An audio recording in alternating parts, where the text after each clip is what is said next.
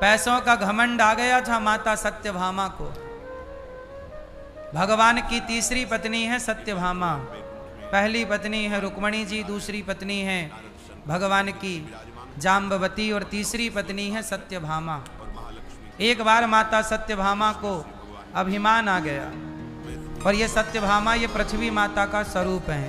ये पृथ्वी माता भगवान की तीसरी पत्नी है। ये पृथ्वी भगवान की पत्नी है। तो भगवान की पत्नी मतलब माता, इसलिए कहते हैं कि वो पृथ्वी माता है। तो हम सब किसकी गोद में बैठे हैं? भगवान की पत्नी अर्थात अपनी माता की गोद में बैठे हैं। ये धरती माता है। ये भगवान की तीसरी नंबर की पत्नी है। माता सत्यभामा इनका नाम है। पृथ्वी ही सत्यभामा बन के प्रकट हुई जिनसे प्रभु का विवाह हुआ। फिर क्या हुआ? एक बार माता पृथ्वी को अर्थात माता सत्यभामा को घमंड हो गया। अतः सत्यभामा भगवान की 16,108 पत्नियों में सबसे अमीर पत्नी सत्यभामा है। भगवान की 16,108 पत्नियों में सबसे अमीर पत्नी कौन है? सत्यभामा। क्यों? इनके पिता के पास एक मणि है, स्यमंतक मणि उसका नाम है। वो मणि इतनी पावरफुल है, सूर्य भगवान ने दी थी सत्यभामा जी के पिता सत्राजित को। आसित सत्राजिता सूर्यो भक्तस्य परमः सखा प्रीतस्तस्मै मणिं प्रादात् सूर्यस्तुष्ट्या स्यमंतिकम। सत्राजित नाम के इनके पिता हैं। माता सत्यभामा के पिता कौन? सत्राजित। सत्राजित जी के पास सूर्य भगवान की दी एक मणि है। वो मणि का प्रभाव ये है कि लगभग 100 किलो सोना रोज देती थी। तो माता सत्यभामा के पास 100 किलो सोना रोज आता था। 100 किलो सोना।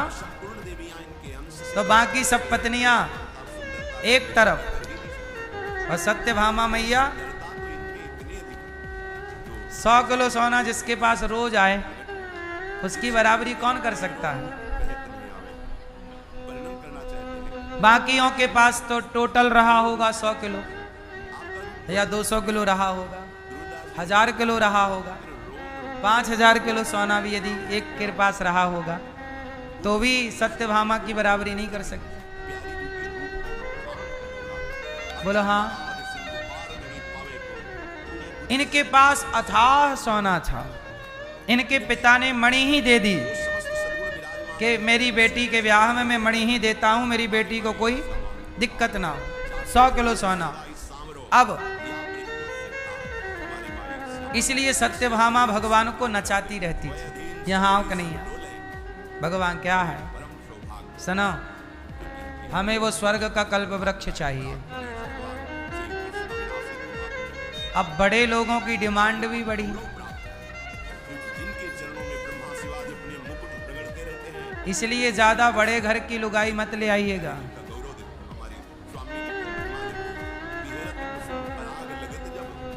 आपके लिए बोल रहा हूं।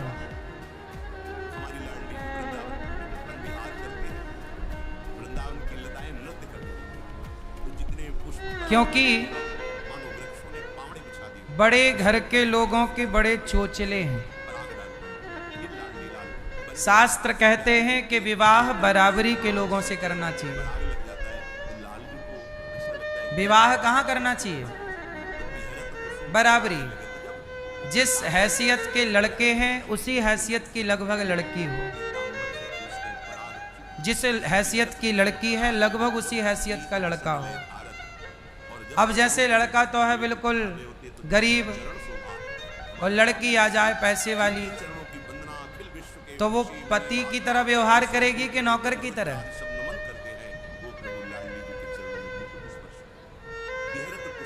सम्मान बराबरी में मिलता है।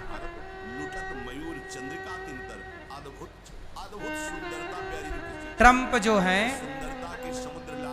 ट्रंप छोटे छोटे देश के प्रधानमंत्रियों से तो ट्रंप मिलते भी नहीं है।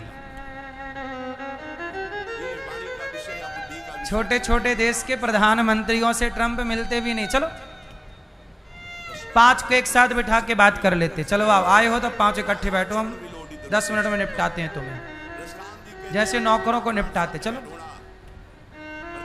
लेकिन कोई बड़ा देश का प्रधानमंत्री हो तब ट्रम्प ठीक ठीक बात करता है। तो बराबरी चाहिए, बोलो हाँ। बराबरी नहीं है तो ये पूरी दुनिया का हिसाब है, हम केवल एक का नहीं कह रहे हैं, सबका। इसलिए संबंध बराबरी, इसलिए हमारे यहाँ समधि होता है, समधन होती है। समधि मतलब, धी मतलब बुद्धि, धी मतलब धियो यो न प्रचोदयात्, धी मतलब जोर से, और सम मतलब बराबर, सम, तुम भी हम भी सम, एक सी विचारधारा, एक सी। 19-20 चलता है, थोड़ा बहुत चलेगा, बोलो हाँ। अब जैसे लड़की गरीब है और लड़का बहुत बड़ा आदमी हो तो वो तुम्हारी इज्जत कर पाएगा?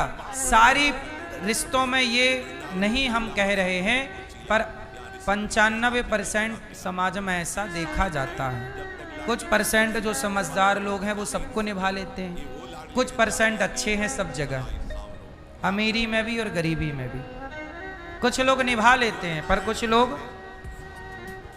अभी कुछ दिन पहले आपने सुना होगा, एक पति ने अपनी पत्नी को पढ़ाया, ऑटो रिक्शा चला चला के पढ़ा लिखा के योग्य बनाया, उसे कलेक्टर बना दिया। और जब कलेक्टर बनी तो उसने अपने पति को छोड़ी और वो भी किसी कलेक्टर से सेट हो गई। तुम कलेक्टर हम कलेक्टर, चलो कलेक्टर कलेक्टर करते हैं न्याय। हाँ, रिक्शे वाले में क्या रखा? बोलो हाँ, कोरोना के टाइम की घटना है ये, कि ना हुआ था कि नहीं अपने देश में ऐसा? पहले तो बराबरी की थी, वो लड़का लड़की तो चला उनका, दोनों ऑटो चला रहे थे, दोनों खुश थे, पर दोनों में से एक का स्तर हो गया बड़ा, तो भाव देना बंद कर दी उसने। चल टपोरी कहीं की, ऐसे ही भगवान श्री कृष्ण की पत्नी माता सत्यभामा, बहुत पैसे का एक बार उन्हें आ गया घमंड, और भगवान देखो सबका घमंड तोड़ते हैं। एक बार क्या हुआ कि नारद जी आ गए, और नारद जी ने माता रुक्मणी जी से कहा कि रुक्मणी जी, कृष्ण को हमें दे दो। रुक्मणी जी बोली, नहीं, मैं अपना पति कैसे दे दूं?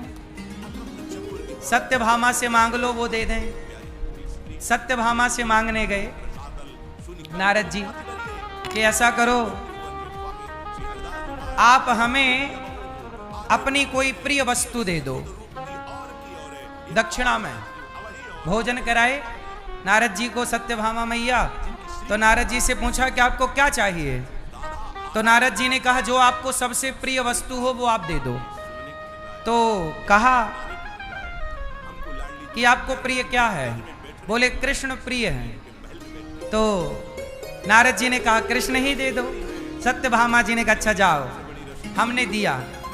और जब दिया तो नारद जी ने बुलाया कन्हैया को, यहाँ ये पकड़ो हमारा कमंडल, अब आज से तुम हमारे चेला, अब जहां जहां हम जाएं हमारा कमंडल लेके चलो। अब भगवान ने पकड़ लिया कमंडल, और नारद जी जहां जाएं अब भगवान वहां। अब सत्यभामा बोली, अरे मेरे पति को लेके कहां जा रहे हो नारद जी? नारद जी बोले, आपने तो कहा कि मैंने पति दे दिया। अरे दे दिया का मतलब ये थोड़ी कि आप लेके भाग जाओगे।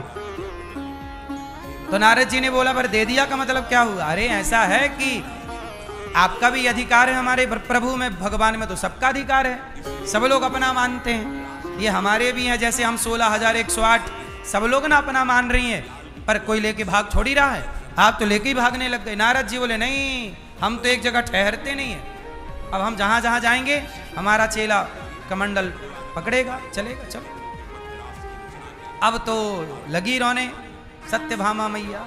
नहीं